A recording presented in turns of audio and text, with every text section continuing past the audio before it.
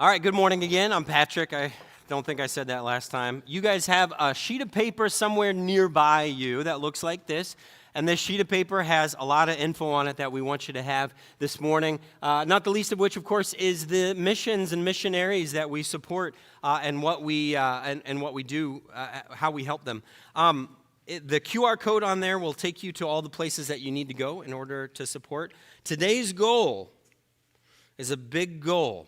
It is to fully fund the works that we have in different places, we want to raise $32,400.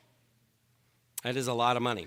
And some of you are like, well, good luck with that. Well, that's why we need your help. That's why we have come to you to say this is an opportunity for us to invest in the kingdom around the world. We are investing in the kingdom here in our neighborhoods, in our community. A couple weeks ago, we had 1,000 people come through this parking lot that we wanted to know and love and interact with. That's investing in the kingdom here. And a lot of you spent some good money on costumes and candy to do that, to make that happen. And what we're doing today is investing the kingdom in other places. We have a slide here on the screen. This might be a little bit outdated, but there is a slide with some information, some percentages, and I'll try to remember them if I can, about how the money that we're going to raise today is distributed. But I do want to tell you one thing real quick about some of these people in these pictures. These are three groups that we support. Right over here is a gentleman by the name of Jose Rafael, and I'm going to tell you a little bit more about him in a second. This is a terrible picture of him. It's the one I could find that I could show on screen. I have never seen this kid without this giant smile on his face. He has the best laugh. I don't know what he's saying or laughing at, but it just draws you in and you're laughing too. He is such a great kid. He was raised at Ciudad de Angeles Children's Home, and he when he was 5 years old, lived there, raised there, grew up there, left there, went off to Bible college, learned all about how to be a minister and how to work at a church, and then thought, you know what I really want to do is I want to go back to Ciudad, and I want to minister to kids that are just like me, that have grown up in my same situation, my difficult situation. And so he has returned, and Woodbury provides 100% of his salary through the year. We provide all of it, and it's a wonderful thing to be able to do, to say, we are paying for you to work there and minister to those kids. Every single kid at Ciudad has a tough story. Every single one of them has had a harder life than anybody in this room has had. And he's there working with them, ministering to them, and we're proud to be able to support him in doing that. And I believe it's about 26% of our funds, of our giving today, that will go to support him. The next picture is the picture in the middle is Phil and Rebecca Jackson. They're in Athens, and they've got this amazing opportunity in Athens. You probably, if you pay any attention to global news, you know that there's quite a bit of unrest in the Middle East. That is not new information, and people have been fleeing places like Syria and Lebanon and Iran and Iraq, and as they flee and go to Europe, most of them, there's this bottleneck sort of right in Athens.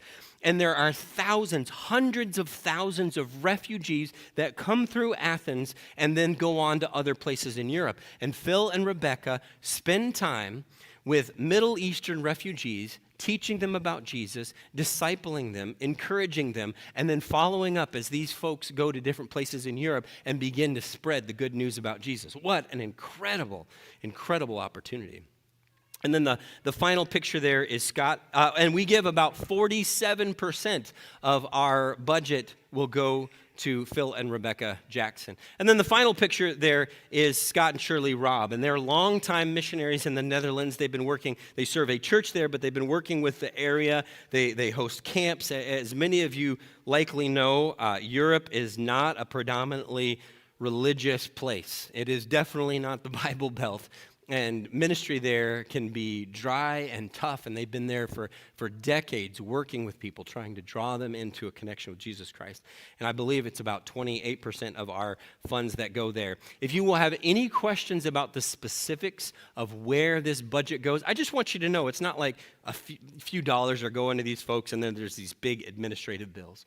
We have a whole team of people that work on this. It's led by one of our very own, Jimmy Bliss over here, who's barely waving. If you have any challenging questions that you really want to know, Jimmy's your guy. He can get you your answer, but he'll be able to help you with all of that. We do have, I do want to show you two pictures real quick. We're going to focus a little bit this morning on Ciudad, and we're going to tell you what Ciudad's all about and why it's such a thing to invest in. And the two pictures I want to show you are right here. This is, I picked the very worst picture of me I could find. That is just the worst angle, but I don't really want to talk about me, and I did it because I'm such a sacrificial guy and don't have any pride. I wanted to talk about the kid right in the middle. Some of you may know him, may recognize him. Does anybody here in the room that's been on the mission trip before recognize that kid in the middle? All right, a handful of you. His name's Giovanni, and he grew up at Ciudad. And he was one of my first interactions with any child down there. He and I found a scorpion together, and then I ran away and he killed it. But he was one of my first just chances to really get to know somebody down there. And he's long since left Ciudad. He graduated and has left the children's home. He's probably 26, 27 now. And we were walking between where we stay, our lodging, and the children's home. We don't get fancy limos or taxis. We walk. If you've been on the trip, you're like, yeah, you walk. And it's about a bazillion% humidity, and it feels like it's about 14 miles each way.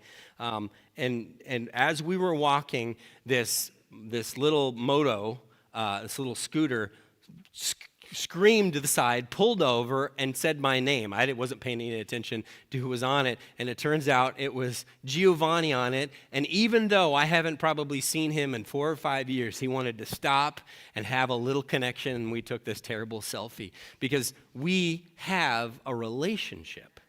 We have a connection. This isn't just like, well, I hope something good happens. We're not just throwing money at something that we don't want to interact with and deal with. These are people, faces we know, people we recognize, people we'll have a long-term relationship with. He's just one story among dozens of people that those of us right here in this room have developed connections with over the years. The other picture is another way. I told Julia heads up, but the other picture is another way that being on mission in Ciudad has been impactful, because I know you're like, oh, it's a very beautiful water setting there. It looks like you guys are having a good time. This literally, we have about maybe 45 minutes of this on the trip. Would that be fair to say, or am I exaggerating? It's very short. Everything else is you're walking and working and sweating. But in those 45 minutes of being in the water and taking a little break, 2 people said, I want to deepen my relationship with Jesus and have my sins washed away through baptism. And the only picture we got was Julia, who's sitting right over here, and I did not tell her that we were going to show this picture this morning, so she wasn't prepared for it.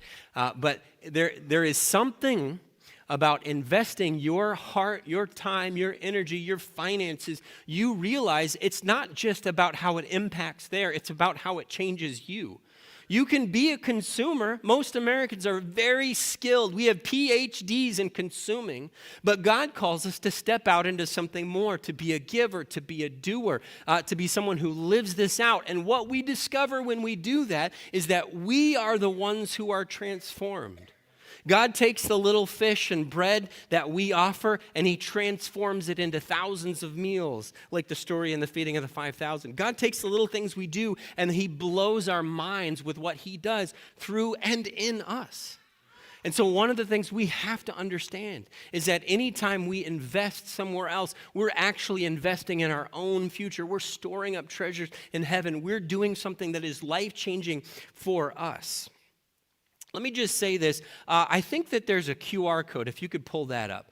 There's another QR code several times in here. You'll see this several times. It's on your paper, so if you don't want to hold up your phone and look like one of those people, that's fine too. This QR code will take you to the giving site. Remember, I said, please let us know. We want you to be active, an active participant.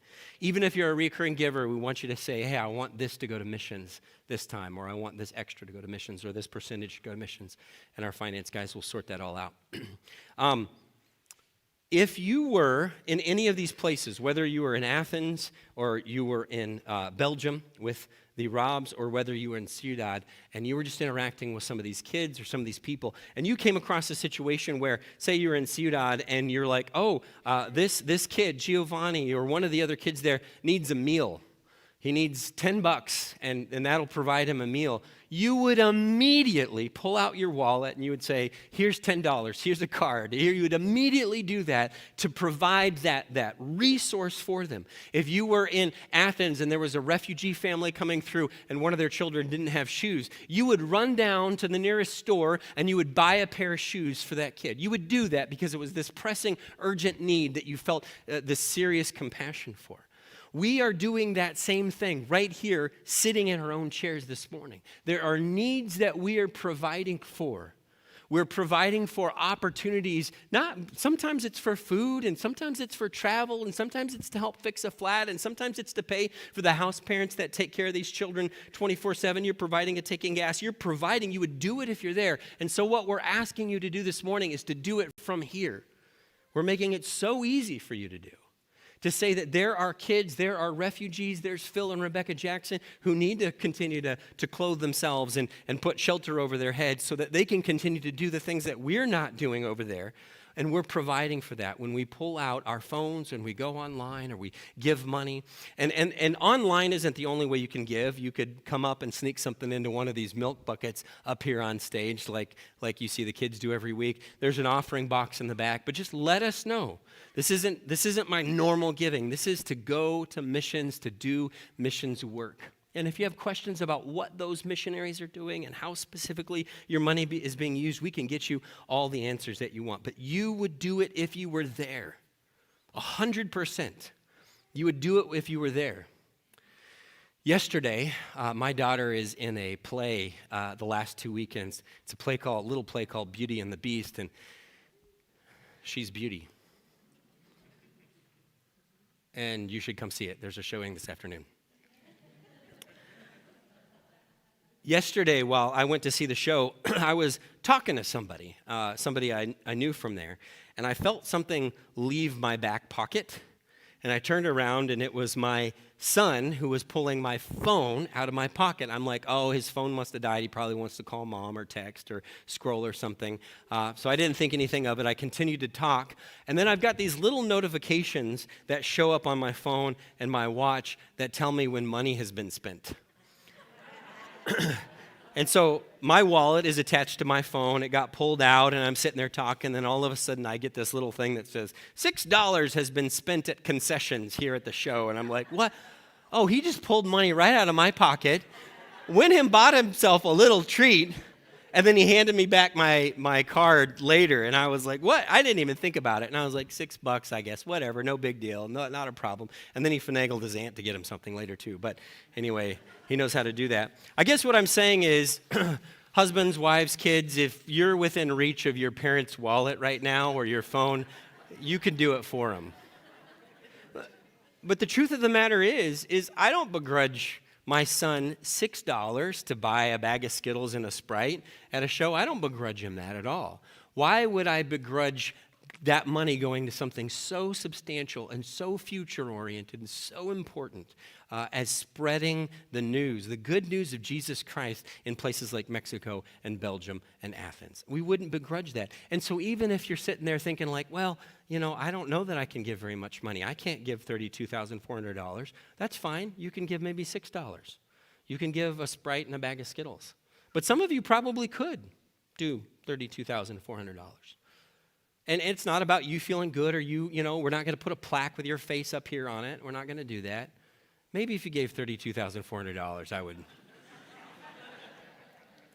No, we're not going to do that. It's not about that. That's not that's not what it's about. It's about you having these resources that are just, sitting in your pocket, sitting in your bank account that can do good in the world. And it's you being able to hear stories of other people being able to participate in the mission. So what we're going to do this morning, you hear and see me all the time. You don't want to hear and see me anymore. We're going to do two things this morning, and you're going to hear from two other people. The first person you're going to hear from is Alex O'Lean, and Alex is doing a lot at church here. He is actually on the missions committee, and he also leads the ministry.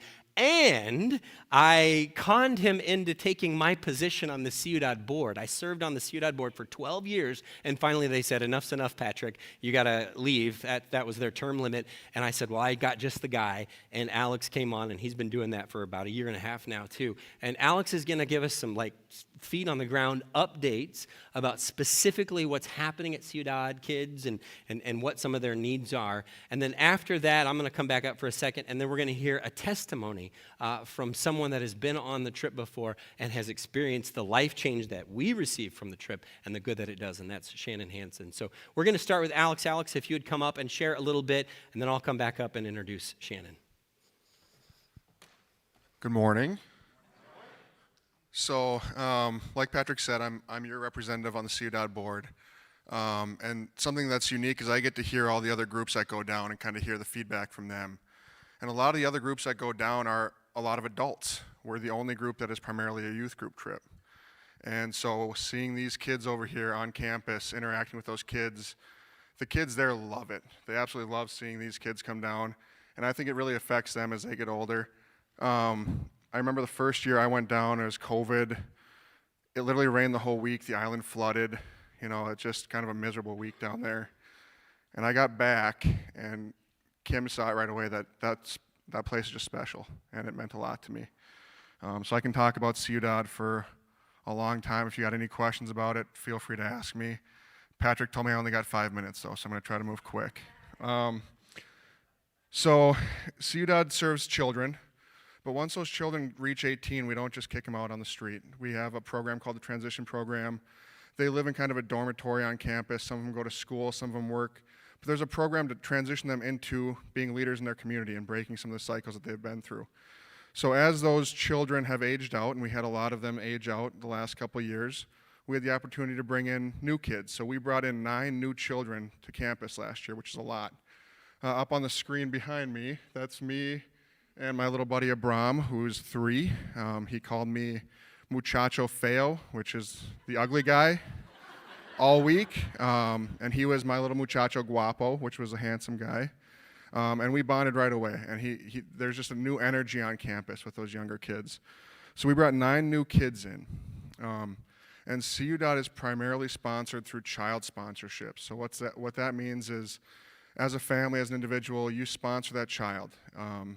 You give to them monthly, but also we ask that you be part of their family, that they become part of your family. These kids don't have anybody.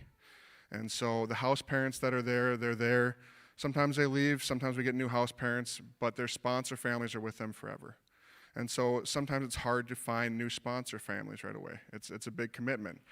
So we have 9 new kids that aren't fully sponsored. So they're looking for a little extra help right now. We transitioned to getting those sponsors. So we've opened new sponsorship categories that do not require the commitment to go down and spend time with the kids, but just a giving commitment. So if you're interested in that, I'd be happy to talk to you about that later.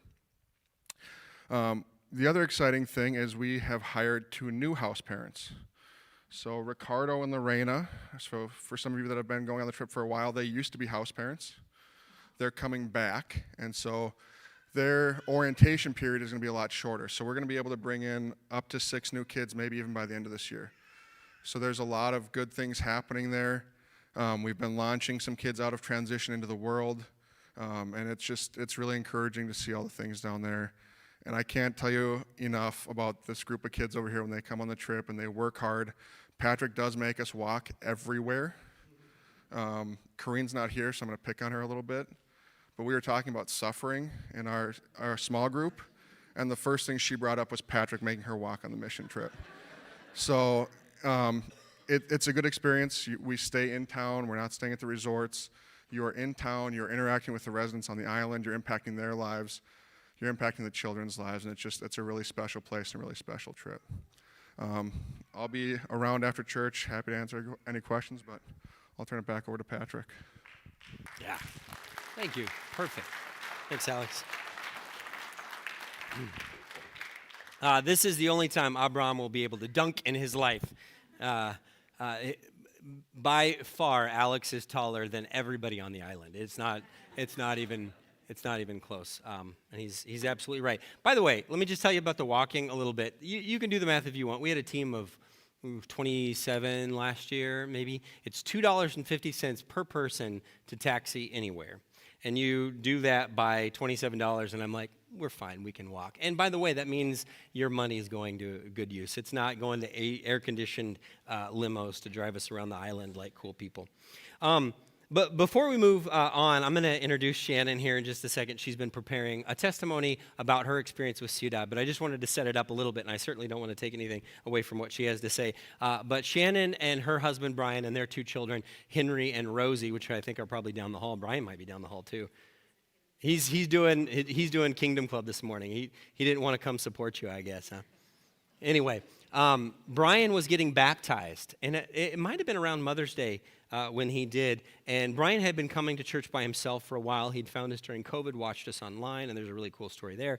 And he decided he wanted to get baptized. And that was the first day that Shannon showed up because Brian's getting baptized. But it happened to also be a day we mentioned, oh, we're going on this mission trip to Mexico. And immediately, she did not care about Brian's baptism. She was like, tell me about this Mexico thing, because Shannon happens to speak Spanish and does medical translation, and she was really interested in that. And Shannon has been part of the team for 3 years now, and then the last 2 years has brought her son Henry as well. But it's just been tremendous, and she's going to give you a first-person perspective of how what happens on that trip, but then also how it shapes us. So without further ado, Shannon, would you come up and share with us this morning? Let's give her a big round of applause.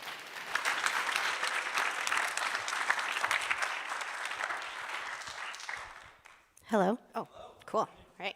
Alex, you did a great job talking without reading. I don't think I'm going to do that today. I'm just going to read. So I'm sorry if I'm not making eye contact.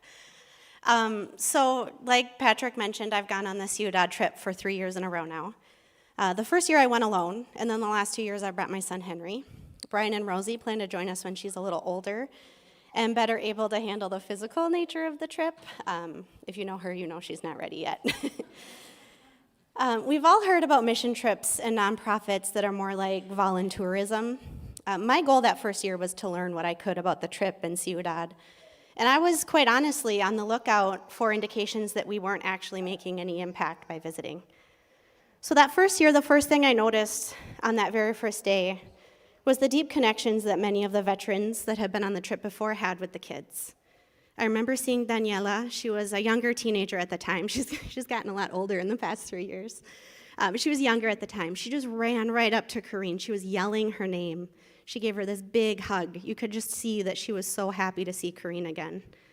And then I noticed that happening elsewhere too. The other older kids had adults and teens that they knew from previous years that they were happy to see again.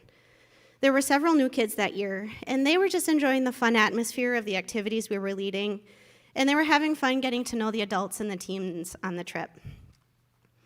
That year, I learned a little bit more about Ciudad and how they accomplish their mission. The campus has several houses that are built around a common recreational area. They've got a sport court and playground.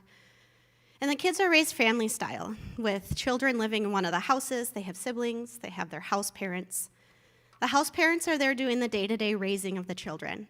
And there's also relief parents who rotate among the houses so the house parents get time off.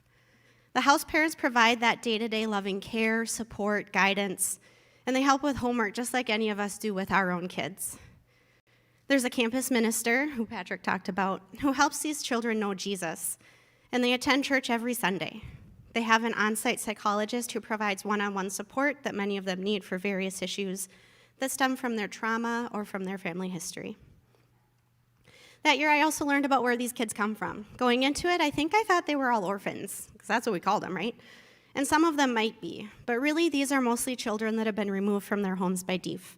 That's like CPS here in the United States. Ciudad only accepts kids who have no other place to go. If there's an opportunity for them to go to a foster family or live with relatives who can raise them, that's where we all want them to be. The kids who end up at Ciudad are kids who would have ended up in a real orphanage, where in Mexican orphanages, they only get the very basics, the place to sleep and food. They get limited education, no love, no support, no guidance, no foundation in understanding Jesus Christ or how to live in a functional family. Ciudad knows that living on campus with house parents, who sometimes do turn over, is not ideal. But it is a lot more ideal than what these kids would have experienced without Ciudad. They're taught how to live in a family environment. They're taught to know God. They're given the education, the tools, and the skills that they need in order to grow up and be a happy, healthy adult who can have a family of their own. They're not raising little Americans. Their goal is for these kids to be functional Mexican adults when they graduate. When they turn 18, they can choose to stay in the transitional program, where they live in a dorm-style accommodation and are given support as they begin their careers, go to college, or obtain training in a trade. Again, just like our kids and our homes get, these kids get the opportunity for continued support until they're ready to move out on their own. That year, I also learned that our visits are really valuable for those kids. We do so many fun activities, we show them love and support, and we just spend time with them. Doing this allows the house parents to get a break. We let the house parents go on a date night, we pay for their dinner, and we also let them sit back and relax while we take on the burden of tiring out those kids for a little while. Think about it. With our own kids, we take them on vacations, right? We take them to the zoo, we take them camping, all sorts of fun things our kids get to do. These kids don't get to do that. They don't get to go on vacations and excursions like their classmates do in school. The groups that visit over the summer bring that vacation to them. From water balloon fights, soccer games, arts and crafts, we bring that fun experience directly to their campus. At the end of that first year, several of our teenagers made the awesome commitment to sponsor a child. Children get 5 sponsors each, and the sponsor not only supports them monetarily, like Alex alluded to, but also the sponsor is an important figure in their life by visiting annually if they can, sending notes throughout the year, and maintaining a connection that lasts until they graduate from the program and sometimes beyond. This can be very valuable for these kids because they might experience 2 or 3 sets of house parents throughout their stay. The sponsors provide a constant relationship throughout that whole time. I was so proud of our teenagers that decided to make that commitment. It's an incredible commitment for a teenager to make. So, not to be shown up by the teenagers, I talked to Brian, and we decided to sponsor one of the little boys there. He was 12 at the time, Abram, not the little Abram, he's the big Abram. Him and I had a special moment of connection throughout that week. It was really incredible. He was learning to read. Yes, he was 12 and learning to read because he hadn't been sent to school prior to going to Ciudad. He read me a story about a squirrel, and he showed me all of his schoolwork. It was so funny to see how God works in our lives. That moment with Abram happened because of what at the time seemed like random circumstances. I think Brian would probably, if he had been there, would have naturally connected more with Abram because between the two of us, he's the fun one. And I kept thinking, what does someone like me have in common with a 12-year-old boy? My kids are younger. I haven't learned how to deal with teenage boys yet. But it's become clear that God had plans for me and Abram. God must have known that I had a lot to learn from Abram. And maybe he needed me to love on him for a little bit and show him some special attention and encouragement. So that first year, I learned that this isn't just volunteerism. The lasting connections that our team makes down at Ciudad is important for them, and it's important for us. They are doing good work down there, and I'm proud to be supporting that work, both through my sponsorship of Abram, our annual visits, and our church's involvement in supporting the campus minister. Bringing Henry on the trip the 2nd and 3rd years was a lot more work for me, but I want him to learn to give back to others and serve God in this way. I think there's a reason this is a teen trip and not a parents with little kids trip. But it's turned out to be a really good experience for us. I continued to learn more about Ciudad during those 2 years. I've made deep connections with a lot of the house parents. One of them, Araceli and I, messaged throughout the year on Facebook. They have the same employee retention problem that the rest of the world is having, and this is a really hard job they have. I've felt so blessed to get to know many of those house parents. They are dedicated, they are wise, and they are doing God's work. This past year, I had the opportunity to connect with Abram's new house parents. They're actually Araceli's brother and sister-in-law, so that was kind of cool. The father, Constantino, he has this really calm yet disciplined demeanor that is really good for Abram. He needs that. Constantino was telling me about how impactful it is for them to see the groups come down from the States. They see how we interact with and care for the children, how hard we work at our physical labor to maintain the campus. Funny enough, it was seeing how hard our teenagers work in the heat, and it is really hot, at painting, power washing, cleaning, all just to keep the campus nice for those kids. It was through that Constantino really saw how dedicated we are to Ciudad and how that dedication makes the staff and the kids feel cared for. This last year, I could really see the hand of God in what we're doing down there. And I didn't plan on talking about this, but Patrick kind of gave me the inroad here. With the baptism, we saw Julia got baptized. I was the other one. Didn't get a picture of it by design. It was in my face. I couldn't deny that God had a plan, and that was what helped me make that decision. So anyways, it's not just us that God has a plan for down there, it's everybody. The house parents are there because God had put them there. The kids are there, not because things have gone well for them, but because things have not gone well for them. And God is providing an opportunity for them to receive the love, the care, and the education they'll need to be functional adults. And the proof is in the pudding. You can see the many transition students that are going to college or studying a trade. You can see the kids that have graduated and have families of their own, but they still come around to see and spend time with the members of our group that they have a deep bond with. You can see how those kids are now successful adults. They're breaking that cycle of generational trauma with their own kids because of the love and care that they received at Ciudad. And then you can see it in the little ones, the new little ones, like little Abraham. God placed them there because they need to be there. And then the last thing I wanted to talk about is how good the trip is for those of us that go on it. I've gotten to know several members of our congregation in a way that I never would have otherwise, and that relationship carries forward into the rest of the year. I've gotten to know many of the teens in a way that I absolutely wouldn't have, and we have some great teens. I've gotten to know the other Mexico moms on the trip and the other young adults that go. You can see how God assembles us every year. We each have our strength and we bring to the group. I always say to Brian that if the two of us were exactly the same, we'd both be redundant. Well, it's like that, except at scale with a large group. All of our skills are needed, and we bring something valuable to the trip. Sometimes it's the way certain individuals connect with some of the kids or the house parents. Other times it's skills they bring to the maintenance crew or the support crew that keeps us all going with delicious food. All of us bring something special to the group, and it's wonderful to see God working to let each of us shine in our own way. Each of us is stronger coming back, having shared a life-changing week in fellowship, doing work to glorify Jesus Christ in the lives of these children. We think we're going to help those little kids, but instead I think we're the ones that benefit the most. In closing, I'm proud of the work that our church does to support Ciudad. We all have our part. The trip is one aspect of our service, but all of you have the opportunity today to be involved in supporting their mission. As Patrick said, our church pays for the campus minister entirely out of donations from Mission Sunday. If you donate today, you can feel good about the money that is going to support our mission at Ciudad de Angeles.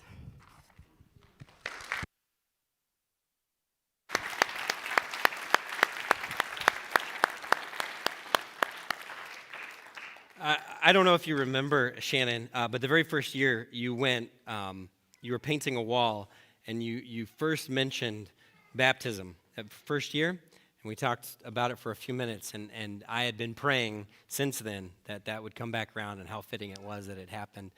It's a cool story, by the way. You should ask Shannon. There's some funniness to it, too. But I just want you to know, and we've said this several times, and so I'm not going to say it again, that when you donate, even if it is just $6, enough to pay for a Sprite and a bag of Skittles, bag of skillets, I guess, too. Even if it's just that little bit, that helps. That makes a difference. It really does make a difference. And if you can give more, give more. The people who have had eyes on that mission feel so good about giving to it and investing it even more. So we just are asking that you trust us to do that because it's a wonderful, tremendous thing. We do also want you to know that you can continue to give over the next few days. If you're like, I need to think about it, I got to talk to somebody about it, I got to get with my accountant, make sure I can move some money around, that's fine.